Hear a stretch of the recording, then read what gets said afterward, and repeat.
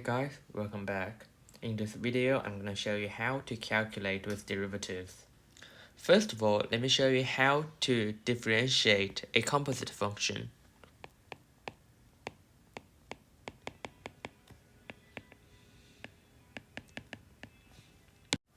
A composite function is a type of function where the output of one function gx is the input of a second function fx. For example, if function x equals to x power of 7 and gx equals to 5x plus 7, then the composite function of fx and gx would be 5x plus 7 power of 7. Okay, in order to differentiate a composite function, we need to use something so-called a chain rule.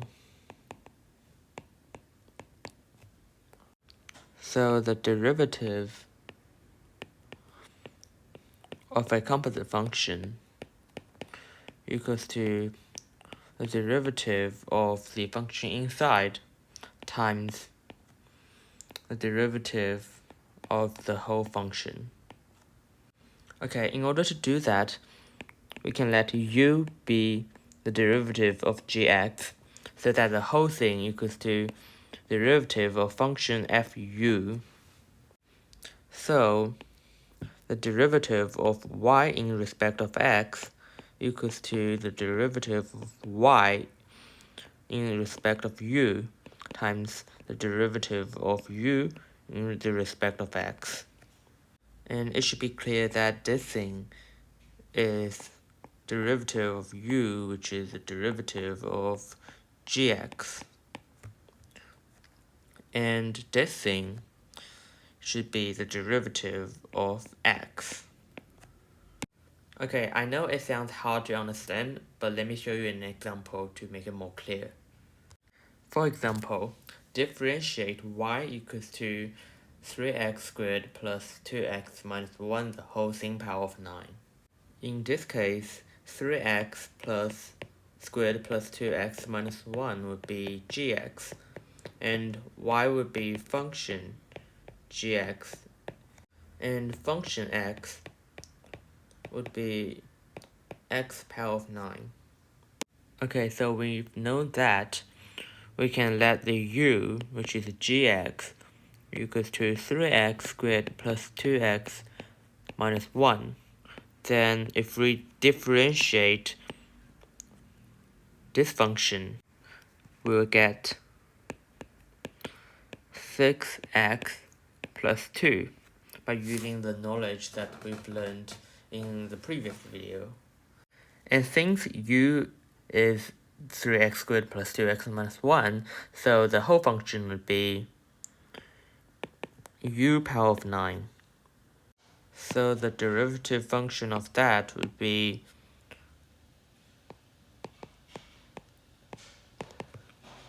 nine times u power of 8.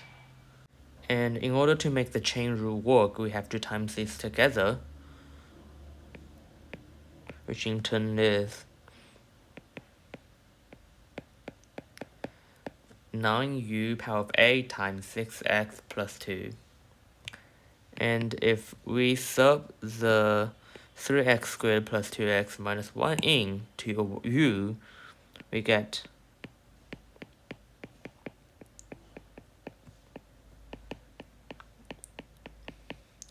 this. And that would be the answer of this question. So apparently the chain rule that I've said before was very complicated, but in some cases the rule can be shortened. If we are required to differentiate a function that is being powered by any number, we can simply differentiate the function inside and times the power times function x, and then the power of n minus 1. For example, if y equals to x power 4 plus 2x cubed minus 3 the whole thing power of 10, we can use the method above to firstly differentiate the thing inside and times the power times the whole thing inside of the bracket, power of 10 minus 1, which is 9.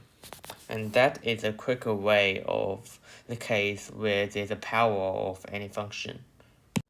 Okay, now let's head into the second rule, which is the product rule. The product rule is used when we are required to find the derivative function of the product of two functions. The derivative function of the product of two functions would be the second function times the derivative of the first function plus the first function times the derivative of second function. It might be easier if we let fx be u and gx be v. So it basically is v derivative u plus u derivative v. Okay, for example, if we are required to differentiate y equals to 2x power 5 times 5x plus 3 cubed. So we can let u be 2x power 5. So derivative of u would be 10x power 4. And we let v be 5x plus 3 cubed. Then the derivative of v would be 5 times 3, 5x plus 3 squared by using the chain rule, which equals to 15, 5x plus 3 squared. And we can sub these values into this function. Okay, so after we sub all these values into the formula, we will get a long thing like this. And if we simplify this, we will get something like this. And that would be the answer of this question. Alright, let's jump into the last rule, which is the quotient rule.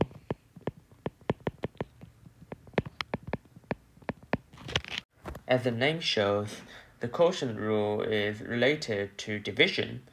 And indeed, the quotient rule is used to differentiate the quotient, which is division, of two functions.